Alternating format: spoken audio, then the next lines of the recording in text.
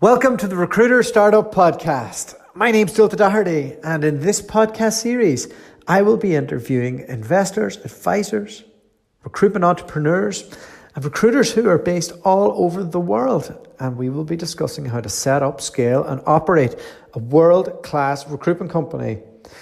This morning, I have been speaking to Ken Charles, who is based out of Tokyo.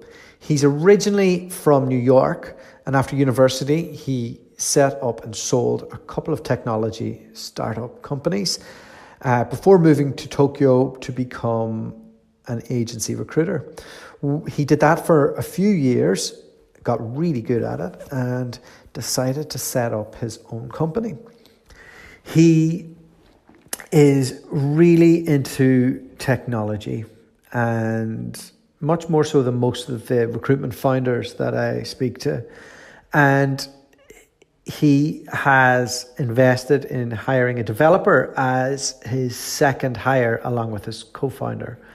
And they're using a lot of artificial intelligence to help them find, engage, and with candidates and clients and organize their day so they're left being able to spend their time consulting and closing deals.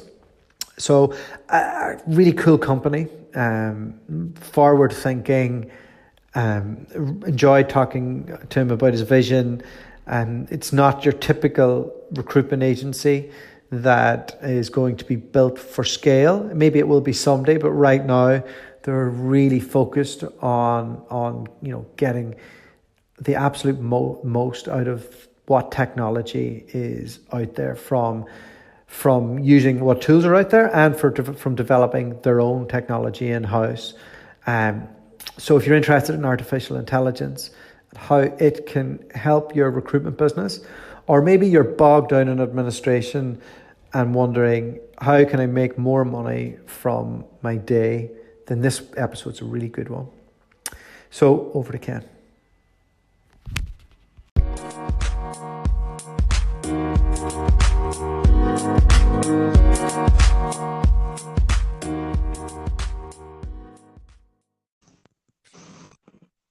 Ken Charles, how are you? Good. So is it the evening time there? Where am I calling? Where are you in the world? I'm based in Tokyo, Japan. It's about 6 o'clock at night over here. Okay, cool. I've got my coffee in front of me. What are you having for your dinner? Anything exotic? You probably want to know what it is. Thing called oden. I don't know if you know what that is, but that's what I'll be eating tonight. You're eating the god of war. Something like that. Yeah. Oden though. Yeah. It's like a stew, I guess, if you were to describe it, but it's not. It's a Japanese thing. I've never seen anything like it outside, but I'm hooked on it. So. All right. Sounds good. Yeah. Yeah.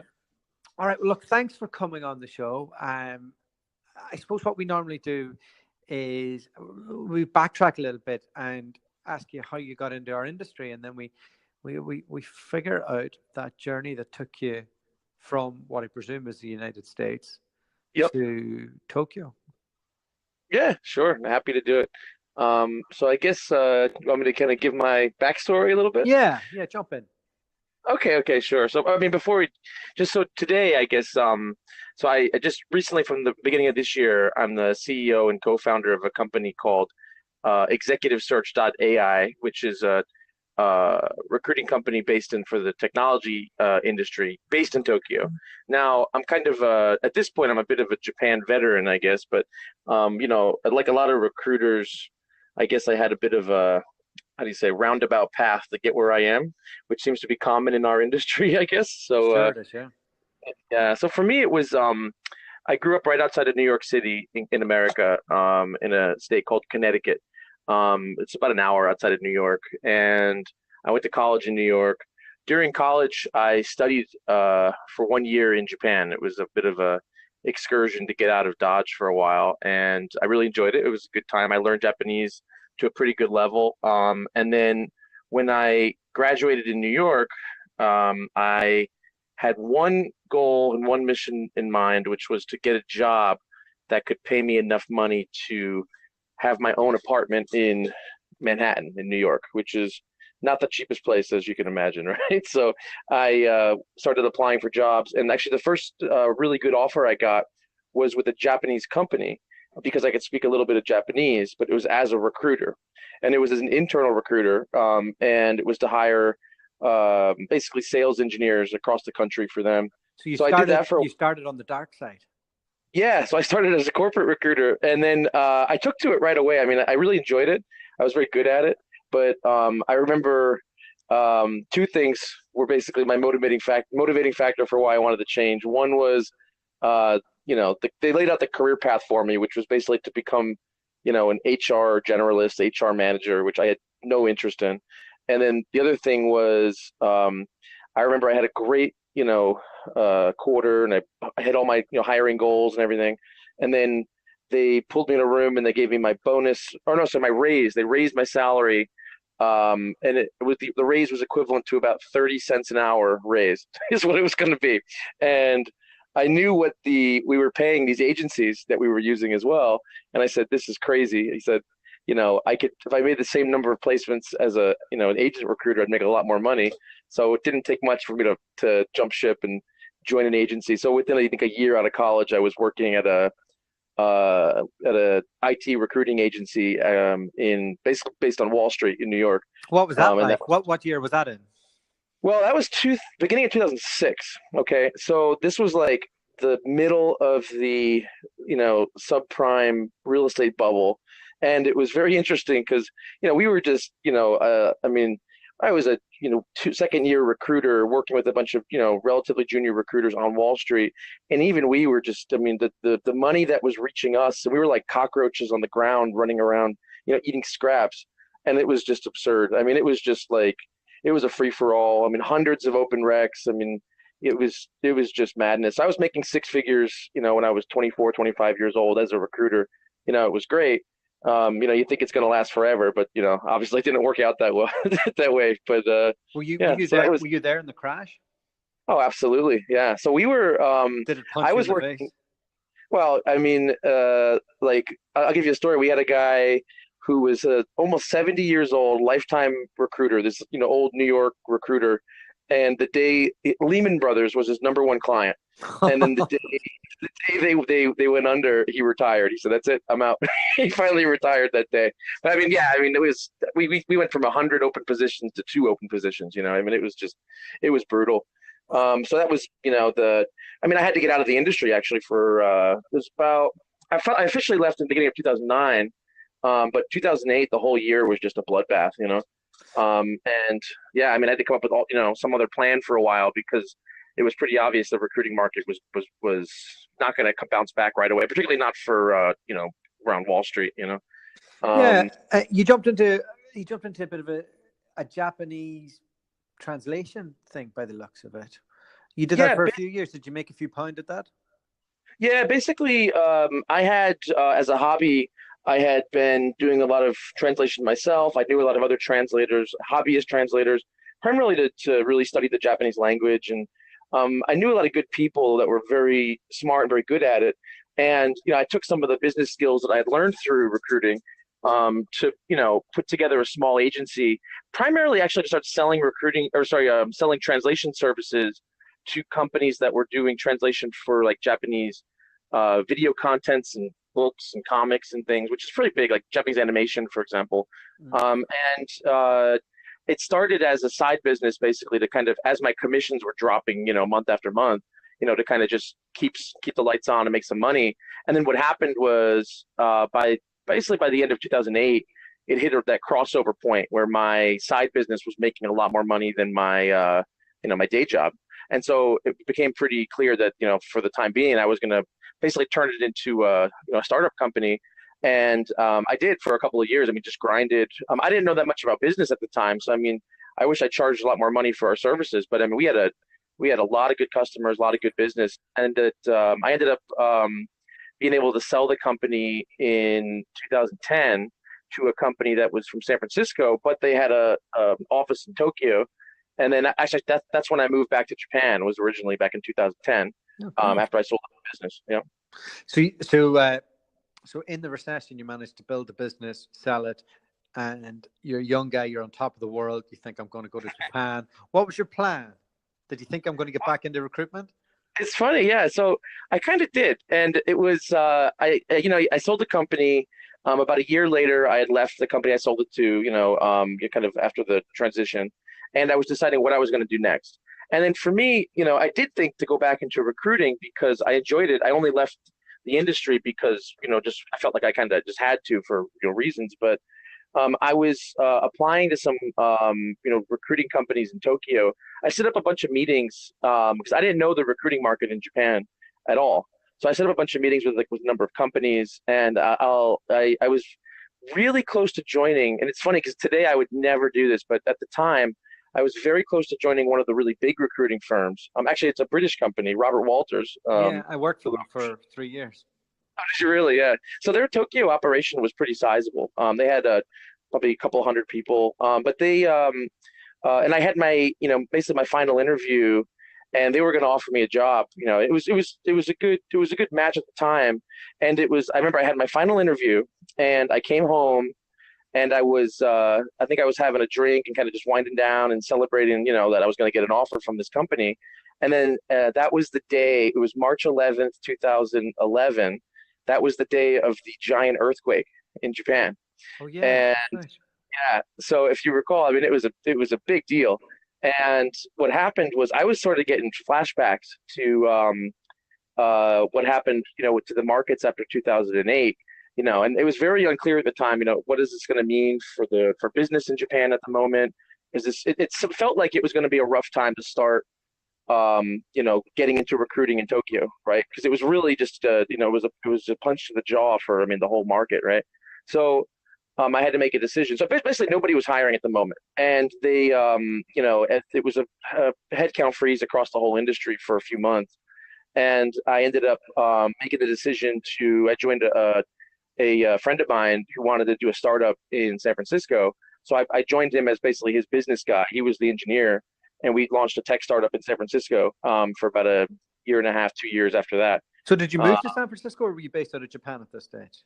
No, I moved to San Francisco. So cool. So basically, I saw it as just timing and opportunity. He had just sold a company in China and did very well, and he wanted to do another company in San Francisco. He had come to Tokyo. I'd known him for years, and we mutually decided we wanted to do this. So we moved to San Francisco, and we launched a tech company, which was very cool for me because I had been an IT recruiter, and I've experienced hiring IT people and pretty knowledgeable about it. But being on the side of actually building the internal team, for a company, and then also being kind of the head of sales, the de facto, head of, everything, right? I mean, yeah. HR, finance, you name it. It was pretty cool. Yeah. Today, I would never build a, engineering team in San Francisco again. It was, if you want to burn through all of your investment money, that's a good way to do it. You know what I mean? Well, that doesn't make sense to do that, does it? No. No, every guy we hired had a standing offer from Google to join. I mean, it's a tough market. I mean, you got to be well funded to build a team in San Francisco.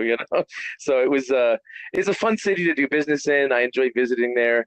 I left because we got to the point where we were burning through cash, and we had to stop taking paychecks. Myself and my founder, and it was just too much. I mean, it was for the sake of the business, it made sense to just get out because I couldn't say they're not taking a salary forever. Sure. Was life in San Francisco fun, or was it just all work? I mean, no, it's a mix of both, of course. I mean, it's a fun city. There's a lot of one thing about San Francisco is people are very open to new ideas, new companies, new concepts, new relationships. So it's a very easy city to meet people, to network, and that they have that part of it down. The problems with San Francisco really have to do with just just some of the echo chamber bubbles that are there, and also just the fact that it's so damn expensive. I mean, that's just pretty much what it comes down to. But going there for business trips and I mean, those kind of things, to this day I love doing it. But I think I'm good on living in San Francisco for one lifetime. That was enough. Yeah. The famous Baz Luhrmann sunscreen. You know the one I'm on about, don't you? Live in New York for a while, but leave before it makes you too hard. And live in California for a while, but leave before it makes you too soft. Didn't it? Exactly. It, You it got didn't it. sound You like got it. it didn't sound like that it was too soft for you though. That Well, so I was in IT, right, in tech, right? So I mean, that's like the mecca, you know what I mean? So it's that part of it wasn't bad, you know. And I learned a hell of a lot, you know. I mean, let me tell you, like being in the heart of the industry, you know what I mean? Like you get to see, you know, like how the sausage is made, you know what I mean? Which is it's useful from a business standpoint, particularly as a recruiter, because you know how it is. A lot of recruiters don't get to see enough of their industry from the inside, you know. So yeah, that part was cool. it's an interesting one because we're now at a point where it's now a strategy for most companies where they're trying to embed themselves in the community of developers, and developers hate recruiters. Like that's you Yeah, know, yeah, so yeah. so It's being like, you know, having some authenticity, like, you know, being able to actually talk and like, you know, actually know what you're talking about is with like developers, for example, I mean, is a huge asset. I mean, it's helped my career a tremendous amount because I can do that. But I mean, it's, you know, particularly in Japan, I mean, most of the recruiters, they come here, they teach English for a few years and they become a recruiter. So, I mean, they don't have any, you know, real applied business skills for, you know, a lot of people, right? So, I mean, it's definitely a big leg up. So I mean, I was fortunate, you know, I had it. But then, you know, ultimately, I ended up moving back to Japan a bit over 5 years ago.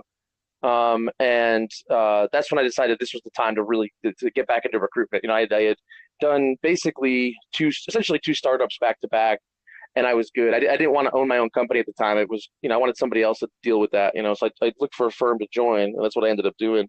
Which was, I mean, yeah, that was 2000, end of 2013, I guess. Yeah. and so you joined a firm there. Was it a small firm, a large firm? Was English the spoken language in the office? What was it like? Yeah, it was basically so yeah, when I got back, I decided to do like just really understand the market and understand the different companies, big companies, small companies, boutiques. I ended up joining a basically at the time, you know, I wouldn't even call them mid-size. They were kind of smallish. I mean, I think I was maybe employee number 27 or 28 or something like that. And they had built a very good headhunting practice for the healthcare industry, which is in Japan, the healthcare industry is really massive because there's a ton of old people. There's a ton of, you know, obviously national insurance, right? So I mean, it's a big business.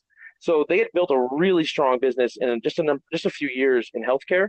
Now they didn't have an IT division, and I was basically brought on to start the IT business from scratch. So my thought was basically, hey, here's a company that did something pretty well, pretty fantastic in healthcare. Let's replicate this model in IT, and that's the reason I joined that firm. That was you know, for the last 4+ years of my life, that's what I was, you know, was doing, was building up that business. And that's a And it was, that's a tough ask when you're jumping into a business that's known for another discipline, right? yeah, I mean, and there's some growing pains with that, you know. But like you said, or like you asked, so the company was owned by a Canadian guy. And so obviously English was the dominant language. They primarily, you know, were working with, you know, foreign capital companies. So you're looking at like they work with big pharma companies and medical device companies, and you know, these kind of, you know, And those kind of is businesses. this Apex, is it? Apex, yeah, is the name of the company. Yep. So today, I think they're about 60, 70 people. And they scaled out to a number of verticals like, you know, finance and some other areas. So basically, yeah, it was a bit of a, you know, interesting thing because they had really good fundamentals for headhunting for their industry, but you know, not everything applies, you know, one to one to, for example, IT, which is a bit more fast moving, bit more, you know, you know, Product driven. yeah, yeah, and very competitive too. I mean, it's kind of I tried to, you know, make the mix of the best that they have with what my knowledge and experience and kind of apply it and do it. I was at the time it was a really great situation for myself because I didn't really particularly want to, you know, own the company or be the guy that has to worry about, you know, the payroll and keeping the lights on and you know all that stuff and everything. So it was a good match when I joined, and you know we built up a good business for a few years. It was and I was managing a, you know, a IT, you know, team over there. Eventually, you know, we got to the point where you know, I wanted to, you know, break off and do something on my own, partly because you know, the IT it wasn't in the DNA of the company. I feel there's a lot of recruiting companies, you know, actually like, for example, how do you actually leverage IT to make you a better recruiting business? that's something that a lot of recruiting firms I don't think fully wrap their mind around because they don't have IT as like a DNA of their business, right? But I've Mm, always been around IT, and I've felt there's a lot more we could be doing to be a more modern business. So it mm. was kind of like that was kind of my thought process for, hey, I can't do this inside of this. There's just too many legacy things that are going to keep me from executing my vision for what kind of business we could build. Why not start something, new externally and mold the company to be this really high tech business, where, we're trying to leverage, IT internally to be a good recruiting business, and then also, work with our clients who are exclusively IT, companies. And it's been good since we did that. So, So let's talk about that. That's your latest company. sure, What yep. what was your vision? What do you mean exactly by leveraging technology to make sure you're getting better results? Like, can you jump into what that means? Yeah, sure, sure. So, I mean, it's just kind of a simple concept, I think. So, our company's name is kind of there's two sides to it, right? I mean, it's executive search and then .ai, right? So we have the AI and we have the executive search. It's a good So name, man. executive search, yeah, thank you. I mean, it was I was glad the domain was available when I bought it. Thank you, So were. yeah, so the basically, the executive search is the idea that we're focused on senior level positions, and it could be technology side or it could be, corporate side or sales side, front office stuff. But basically, it's the idea that we're focused on really high impact areas. That's kind of the Does this mean C-level positions, or does it mean no. things from management upwards, or does it So mean specialists upwards? yeah, so we'll work with like for example, we work with a multi-billion-dollar internet company. We might be hiring directors for them, for example, right? But then we work with startups who might be doing their VP of engineering. Like right now, we're working VP engineering roles. Those kind of areas, right? And C level, what if that VP comes to you and says, "I need 5 developers"? You're going to walk away from that? well, it's everything's a negotiation, right? But I mean, typically, I mean, it depends on the scope, but we generally want to go for high impact guys. So Sure. the reality, the salaries are getting so good for the engineers that it's not. I mean, you could justify doing a lot of decent, That's why good impact that's why I asked. engineers. Yeah, I mean, like we're seeing even in Japan, the salaries have gotten to pretty decent for the individual engineers that are pretty good. So we keep that. Honestly speaking, we keep that part of our business alive because it's a pain point for every client that we work with. It's if you can deliver engineers, you're always going to have a client that wants to work with you. You're not always going to have a client that wants to hire at that moment. Some director of No, but if you whatever. own all the Yeah, relationships in the senior end, you can build out your lower end functions exactly. for delivering. So it does make sense to at least brand yourself in that remit, because that's where the future growth will be. Oh, Um, absolutely. so You get it. yeah, Yeah. of course. uh, um, so you said you're the CEO. Yep. Walk me through. You're 7 months in. Walk me through. How many people do you have working with you right now? Oh, we're tiny. No, we're tiny. I've got a co-founder who's basically doing the heavy lifting for a lot of the candidate meetings. We're a headhunting company, so we do a lot of meetings and a lot of that work. And then we have a developer who works part time who helps with the development. And that's our team. Yeah, right now. But we're Cool. expanding out. No, that's cool. So what is the developer remit? What is the AI piece of what you do? So we didn't talk about that part. Yeah. So basically, I was doing a lot of this at my previous company, which was there's a lot of tech that I saw that was being developed out in Silicon Valley that was primarily being marketed towards the sales industry, but it applies really great, like really well to the recruiting industry, right? Lately, there's been a couple of services, things that are coming up that are good for potentially marketed towards recruiting, but that's a recent development. So the idea was, okay, you look at a room full of recruiters, what do they do all day? I mean, the fact of the matter is, you could automate a significant portion of the day-to-day work of most recruiters. I And would say 80%. right, right. Easy. And it's just people don't do it because one, they don't know how. Two is just the model is just, like Robert Walters is a good example. They Oh, know. did you actually work for Robert Walters for a little bit? No, No, I Okay. did not. But I mean, what I'm saying is from a financial perspective, they can shove a guy in, a room full of guys that they know what they're going to pay him, and they know generally what kind of output they're going to expect if they hit their KPIs for whatever. And it's a simple, straightforward model, and that's why they do it. But it's not efficient at all. It's ridiculous. And like I believe that, this industry is getting more competitive. And I mean, it's if you're not, leveraging tools and things to be efficient, you're going to be left behind. And I saw it. I saw it at other companies that are based here in Tokyo that are just their business is starting to slow down because they're not keeping up with the trends. So And I we think, wanted to yeah, I, go ahead. and I think like early thinking on this came from the 4 hour work week, right?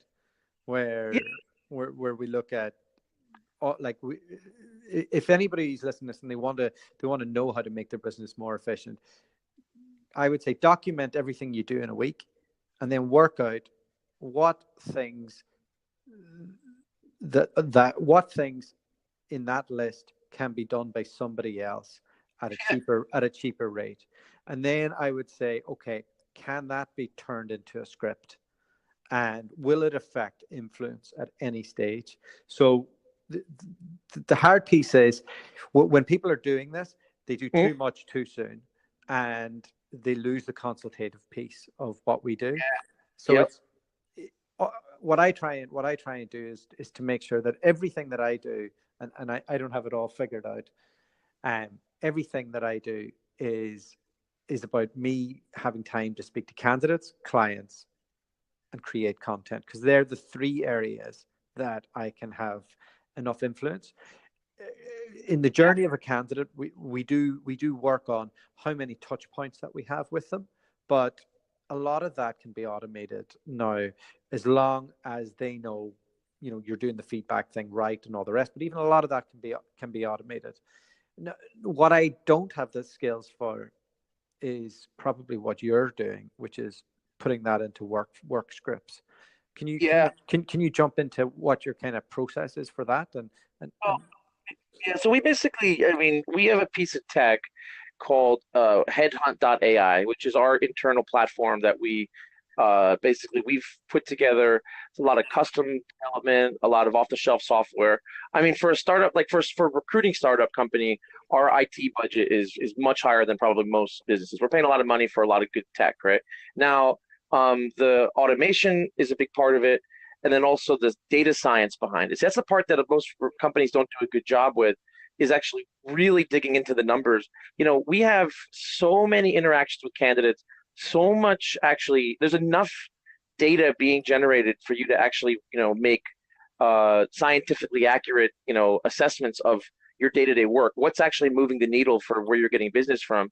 But if you don't actually have that data indexed properly and being able to analyze it properly, you can't do anything with it. So we've basically been, building a system that allows us to, really, okay, we're taking off a new search. We can rapidly test out, okay, what kind of pitches people are going to respond better to, what kind of segments are people going to respond better to, really A/B testing everything possible, and then being able to take that out to market. What that does is, because we're doing, headhunting, so we're going after, we're trying to get, you know, let's uh, let's let's break let's break that into real terms for somebody, sure, because it's I find that people can't, like, when people are talking about their services, they can talk a little bit general on things because you understand it, but maybe somebody who yeah, doesn't have a tech background won't. So le- I'm the client. I need a VP of engineering. yep. I say to you, I need a VP of engineering.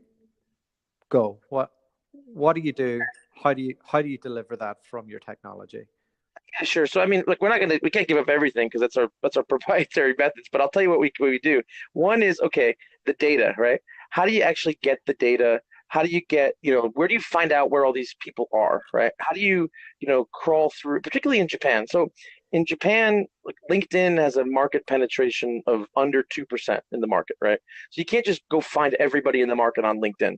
There's a whole bunch of other methods and things you have to do in order to map out the market and figure out who's available, right?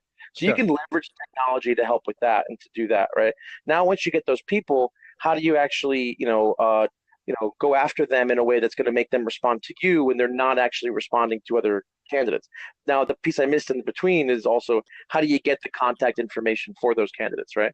All of that can be powered through technology. I've seen it in my I've seen it with my own eyes just recently. There are some AI based tools now where you can get like they can outperform any human being for finding contact details for candidates. Like, I mean, it's the technology is here today. It's phenomenal. I mean, it's and so that's like case step number one, right? We're going to get a more thorough market map of who's available than a lot of other places could. Then the next step is basically, okay, getting in front of these people and getting them to respond to you. And there's a lot of different methods for how we do that. But I mean, like you said, it's a lot of touch points. It's a lot of, quality content that we're using to get people to respond to us. There's a lot of methodology. It's not all, mind you, new school, IT based. Some of it might be just, picking up the phone and calling these guys at the right time. But I mean, you're using New School to find their contact details, oh, and you're maybe using like so. I've been interviewing quite a few people recently, and because I'm trying to jump into this tech piece a bit better because I don't really have it all figured out. But yeah. Now there's email software where if you have the email list that you download from LinkedIn or whatever, wherever your main Mm-hmm. CRM is, you can send that email out to them and it tracks what they're up to over the internet. The different type of, like, it also like there's different types of technology now that will tell you when what type of content somebody needs to hear at the right time. There's Yeah. and then of course there's what you're talking about as well in terms of like doing the A/B testing on the response rates. So it's almost creepy, the predictiveness of what's out there right now, isn't it?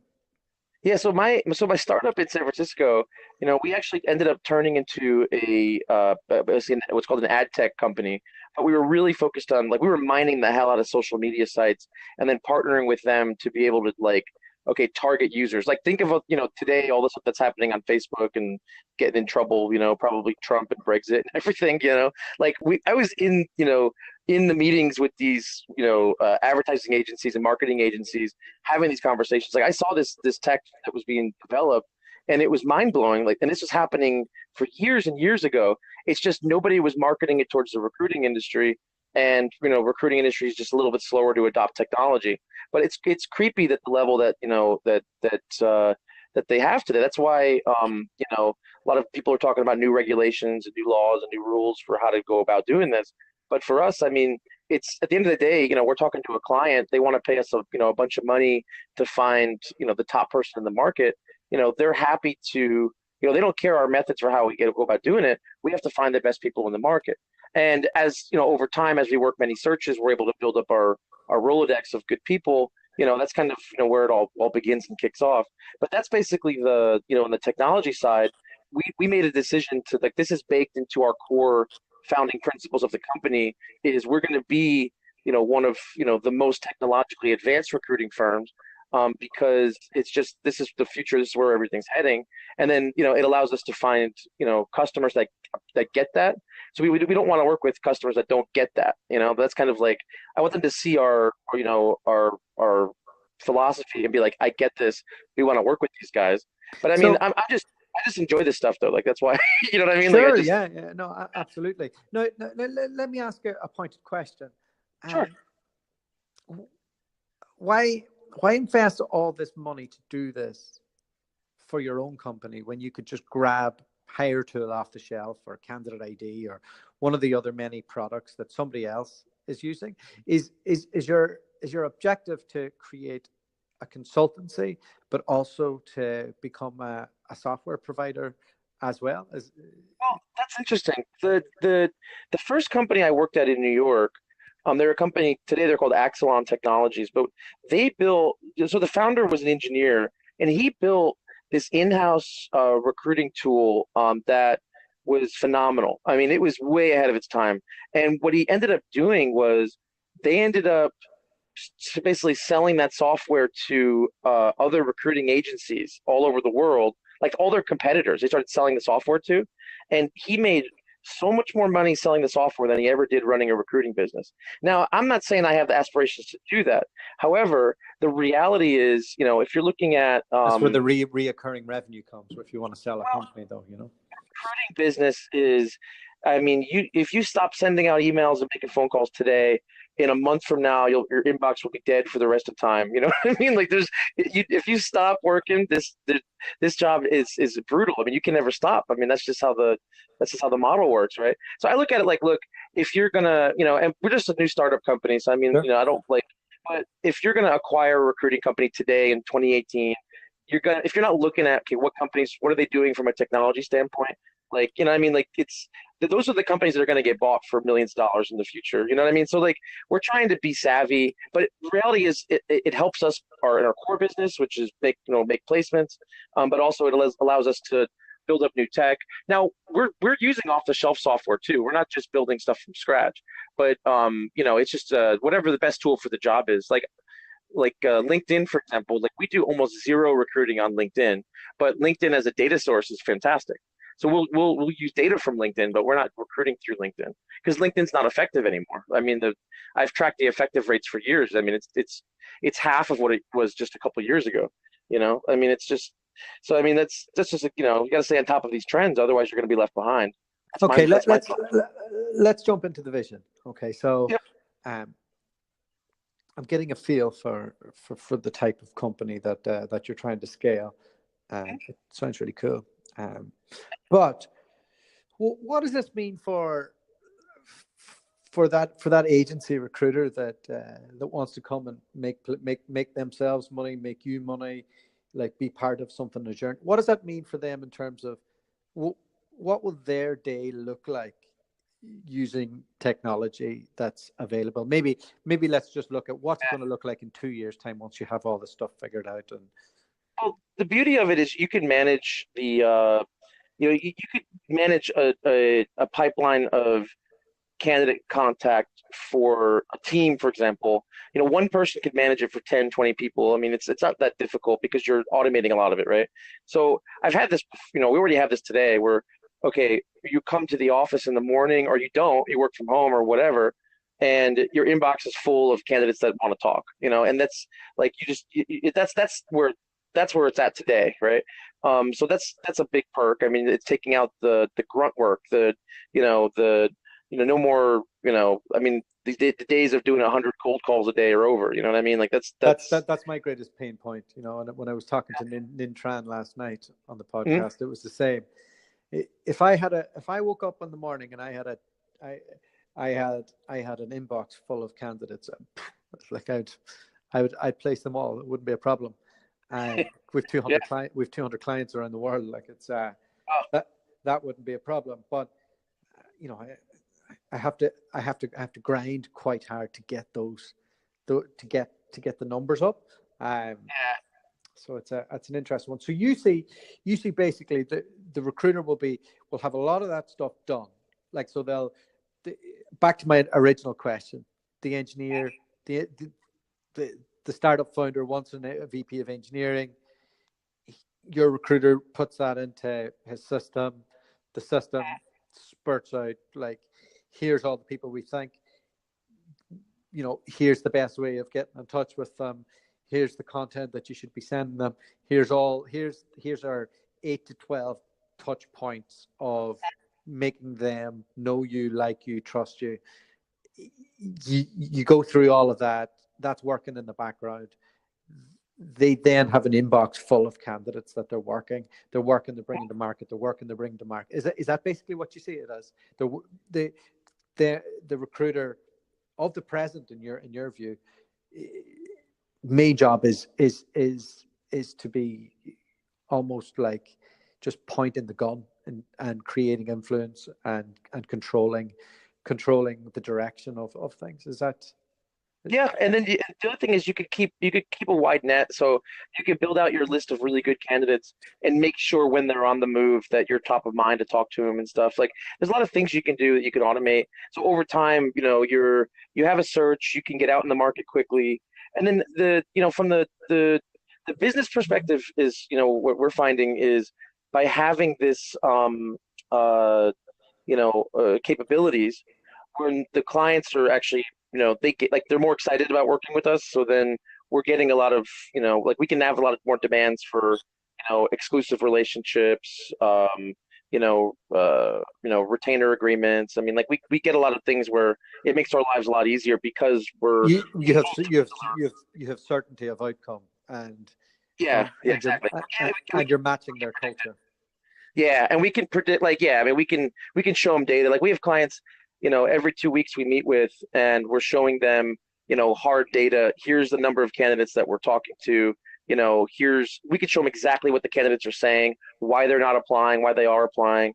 And we have lots of good data that we're able to show them, and it gives us basically some certainty of like, hey, we're going to fill this role, and yeah, I mean, they want to work with us, and then it's just a good environment. So we don't have to Yeah. work as hard. We work a lot smarter.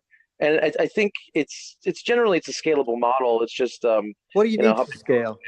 What's you've only started. yeah.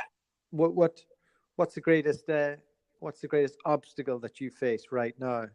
To Good question. So it's certainly not the clients. I mean, we have no issue with good clients. It's it's on the candidate side. It's basic because remember we're in Japan. Candidates are very risk averse in Japan, so they don't change jobs as often as they do in other markets, right? So yeah. it's difficult to get them. But the pain points would basically be like, for example, engineering, like we said, right? I've talked to some of my top, that I know engineering recruiters here trying to get me to join my crazy plan over here. But like, that's something that we could always scale out. Another thing would be, we're not doing anything for back office positions because I'm not personally interested in it, but I do know people that do. I'd love to be able to scale out, more functional areas that we can work with our clients, so we can basically we want to be entrenched with our clients, right? We want to be like, think of like, a company like a McKinsey, right? That's like, they get in so deep with their accounts that, the accounts don't know how to function without them anymore, right? Like that's kind of how, we want to be, is that level of partnership where Yeah. we're Like so the deep. Borg from Star Trek almost. Well, I don't know about, if that's because of negative connotations here. Like we don't have to see it as a partnership, I mean, like, the reality is like, Sure, you know, sure. yeah, but right now, if they come to us for, certain positions, I have to refer them to other recruiting agencies because I know we're not going to build out those areas surely because we don't have enough people, right? I mean, that's just what it comes down to, right? But I Uh, mean, uh, yeah, and and I think that this is a pain. Like I've started doing a bit of work as a rec direct in Japan recently, okay, and because well, there's not very most of the recruiters are pretty bad there, so there's a real demand for recruiters from outside to come in, and although they are quite risk averse in who they hire and all the rest, so it's I can imagine that's a pain point, finding good people to work for your company in oh, that it's in it, that it's marketplace. It's basically yeah, I mean, there's a ton of recruiting firms and they're all fighting over a small pool of people, and it's not, yeah, I mean, so basically from our point of view is like, from a scaling point, we're not just going to hire, companies start hiring just anybody. Like I'm very responsible with the amount of business that we take on, and unless we have the right person in place, we're not going to add new clients. We have a very, very small client list. We're not expanding out because we don't need to. I mean, we're profitable. We make good money, but it's just, yeah, it's brutal, right? So I mean, it's going to be a slow. You can't just like throw money at it. Like if I took in $5 million investment tomorrow, we couldn't find $5 million worth of good people to hire. It would never happen. You know what I mean? So it's pointless. So I mean, that's a problem for the Japanese market. And I mean, I've heard other rec to rec guys talk about bringing in recruiters from other markets over here. I personally think it's brilliant because I was a recruiter from another market and I've done very well here. So I mean, it's like it's necessary for Japan. So I mean, it's just a reality. Like we can't just scale and hire a bunch of people. It ain't gonna happen. So I mean, it's just a reality we got to deal with for our business. Yeah, you just need to get some money, buy a company, and absorb them. Yeah, but I mean, does that when that happens though? I mean, don't the top billers end up leaving or something? Like, I've always wondered about that. When they get acquired. Yeah, yeah, it's a tough one. I think it's more about systems than, I mean, if you want to really look at it, like, Mm. okay, what companies have the best systems that you could throw other people into? But I mean, that's what the big Western companies do. Like Hayes, for example, right? Hayes bought into the market here, Yeah. and they've done very well since they bought in. I mean, like, But they have a it, machine, it's yeah, they, and they have the best graduate program in the world. So eh, they've bought in. They spent 150 million to buy into America.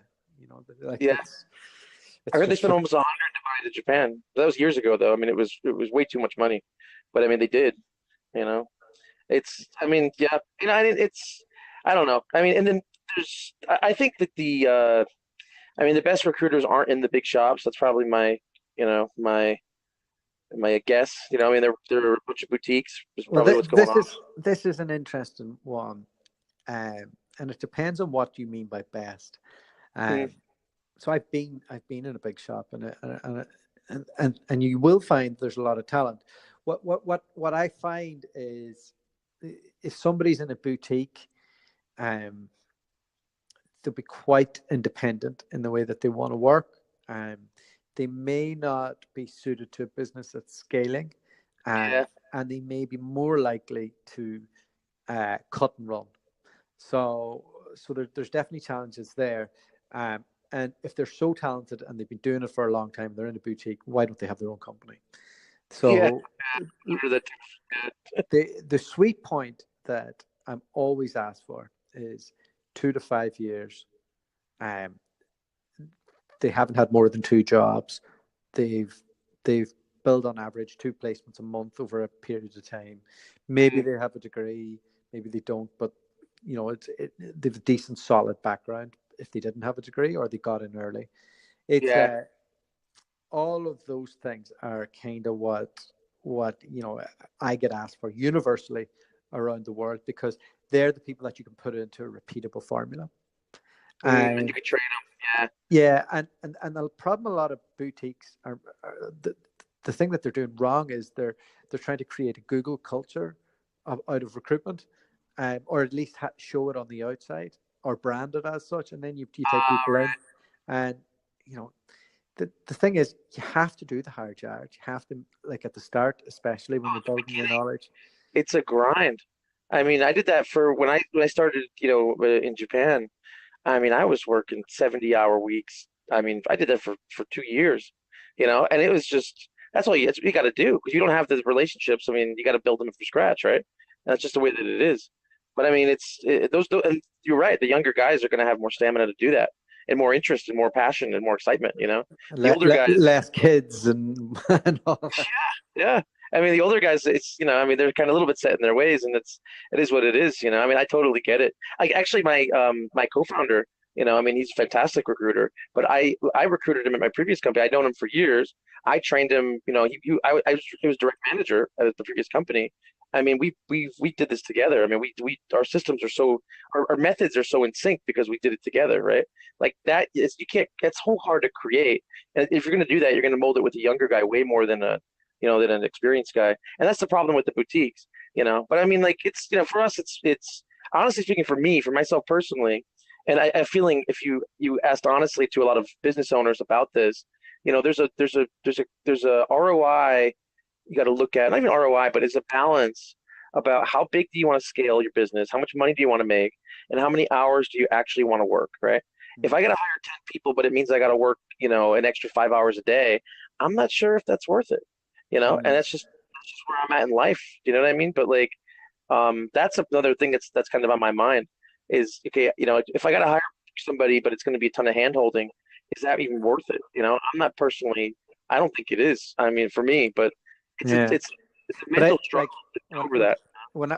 yeah, that's a tough thing, and I've definitely been there and have Yeah, set up a lifestyle recruitment business, um, and like I have a remote team. They need very little managing, um, but yeah, I, through doing this and interviewing some of the people that we have, like Toby Babb, um, the the best companies have their owners know where they want to go. They and they know that okay, in order to do that, I need to have all the systems in place.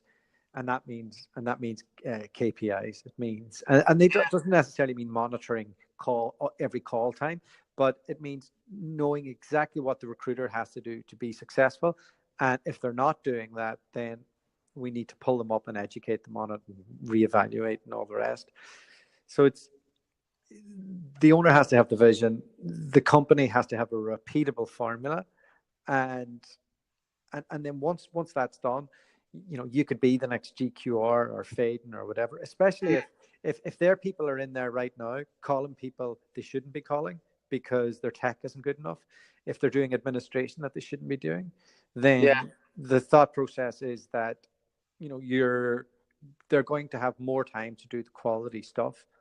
So it doesn't necessarily mean like it's the original thought of the 4-hour work week where you kind of live in a beach, but you go, okay, well, instead of having 2 amazing hours, every hour that somebody's working for you is doing the high-end consulting piece that's going to make money, and that's exciting. That's really exciting where you're going with that. Yeah, I mean, I'm almost certain, based on just where we're at and the success we've seen, and I mean, we have the systems and the scalable business. It's built today, right? The next step is then, okay, what do I want to do with that? So in my mind, I've already got it kind of. My first thought process is there's a few recruiters that I've worked with in this market that I know that would be valuable, that I know wouldn't require heavy handholding, that already understand the KPIs that we're going to be talking about and thinking about. And I'm going to go after those guys, and then it's like, okay, then you want to scale it out bigger from there. But I gotta, to be honest with you, I gotta research out the what is the actual long term. So what is the actual, for example, market for recruiting companies in the world right now? Is this, I don't want to be, running a recruiting business when I'm 70 years old necessarily, So it's kind of like, what is the point of scaling up, right? Do you want to just suck as much money out as you can while you're doing it? Do you want to have an exit and get acquired? Or do you want to run a nice long, a business with a handful of tight clients that love you, and you make lots of money every year, don't work, that many hours. There's all different balances you got to figure out, right? We're a new company, so we're trying to figure out, okay, what is that next step? I mean, and that's, actually, to be honest, your podcast is fantastic because you get a variety of mix of different people at different stages of their careers and their companies. It's nice to hear the different stories and see where it's at, Yeah, I mean, I've had some really interesting guests on. One of them was James Osborne, and he runs a non-exec company, so they kind of jump in and help you out with that vision. So they go, okay, here's where you're at, here's where X, Y, and Z got to, and here's how they got to it, and let's work out how you want to get to that point, and they work along with that and put you in touch with other people who are on that journey. So that's cool. Being an entrepreneur is a lonely existence, and I've definitely made a few mistakes and done the lifestyle thing instead of starting out what you're doing and doing the tech thing from the get-go, because that was my background. I did IT recruitment. So it's really good being able to interview people like yourself or like all the other guests that I've had who are at different stages, where I can kind of compartmentalize all their different journeys into potentially what my own vision will be, and then discuss it with people who are along that journey. Yeah, I think for me, my first step, like from a look at, okay, we want to, like, how can I not have the loneliest journey, right? So obviously, if you surround yourself with good people that you like, I mean, that's one way to go about doing it. But like, I see some guys that I know in the market who I've worked with, like, I want to almost rescue them from their corporate lives right now, because like I just see, I tell them, I said, look around your office, who's paying for all of that? You know what I mean? Like the amount of money you have to make or bill in a big shop in order to make the same amount of money you can in a small shop, it's night and day. And that's something that I think a lot of recruiters don't put enough thought into, is the actual economics of their day-to-day existence, right? Because I mean, if you're splitting, I mean, if 2/3 of your hard work's going to the house or more or something, you got to work very, very hard to make a lot of money, and that's something that I think is something that we all, we think about, right? And that's it's one thing about owning your own business that nobody can take away from you is, that money goes into your bank account, which is very, Yeah, for so sure. it's, No, you know, 3/4 will go to the house easily. yeah. Especially in UK recruitment companies, a lot of them. But then, I hate the Robert Walters, the discretionary bonuses and things like I'm not a fan of that model at all. I yeah, can't the get behind that at all. so yeah, I would compare it to Kaiser what is it, Kaiser Soze in that movie. The greatest trick the devil ever ever pulled was making people believe he didn't exist. Yeah. And look, their model works because they take in good, smart grads or young industry professionals, and they make sure that there's a guaranteed good base salary, decent enough return at the end. You'll not make big money if you become a manager. You'll have a comfortable existence, Yep. but I definitely had some pain points with their model and how it worked. It was very good for me, but I got to a point where I was like, your process is too long. There's too much administration, and I'm having to negotiate for my bonus every quarter. In Japan, at least anyway, I know that they're not our competitors. We never run up against them because they focus on this, more really junior mid-level positions, basically. Like that's kind of where their sweet spot is, and they own that space. They're very good at it. But like and it makes sense. Like if you have a big, force of recruiters, you want to work when the company has, 50 sales positions. That's where they want to work. We don't want to work the 50 sales positions. We want to work, the director of sales or VP of sales or whatever it is. You know what I mean? Like that's kind of how we see it. So I mean, it's they're filling a valuable need in the market, but from the candidate experience is not so great because it's a revolving door of relatively inexperienced recruiters. That's just the business model. So I mean, like there's ways there's plenty of places for everybody to exist, wherever they are. We just picked the senior level positions in the IT world because frankly speaking, that's what we find most interesting to have those conversations. I mean, that's just more fun, it's more interesting to talk to those people day to day, the people that are really making these big decisions, and then not going up against the Heidrick struggles and those guys. That's a different ball game. You know what I mean? Mm. So it's like that's kind of where where I see the market, and it takes some level of experience to get to this point to be able to succeed at this model that we're doing. But we have it, and it's there. And beauty is IT is such a massive industry that there's so much business, to go around. I mean, you could support hundreds of recruiting firms just in Tokyo, for IT alone. So, I mean, it's that big. Fantastic. Well, Ken, really liked hearing about your company and your story. And yeah, let's try and do this in a year from now and see where you're at and have a catch up. I'd love to. I'd love to. If you hear of anybody really great that wants to know anything about Japan, let me know because I'm, for better or worse, I'm an expert now. So, yeah, if anybody wants to get in touch, feel free to email me, I guess, or look me up on LinkedIn. LinkedIn's probably the best. Just Ken Charles. That's it. All right, buddy. Great chatting to you. All right. Thanks a lot.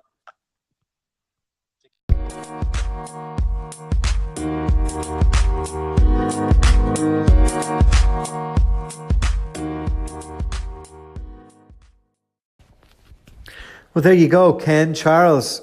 What a gent. Really enjoyed speaking to him. Almost felt like we were in a bar having a beer, just talking about recruitment. I like his vision. I like that he's putting technology first. I like that he doesn't like doing administration and sees anything that wastes time and isn't efficient is something that wastes money. And it sounds like he's going to create a really great recruitment company. So hope you all enjoyed that one. I thought it was great. And I wish him all the best. And I will try and catch up with him down the road to see what comes of it. But I think we all will all agree that artificial intelligence is going to change everything. So we're still going to speak to candidates. We're still going to speak to clients.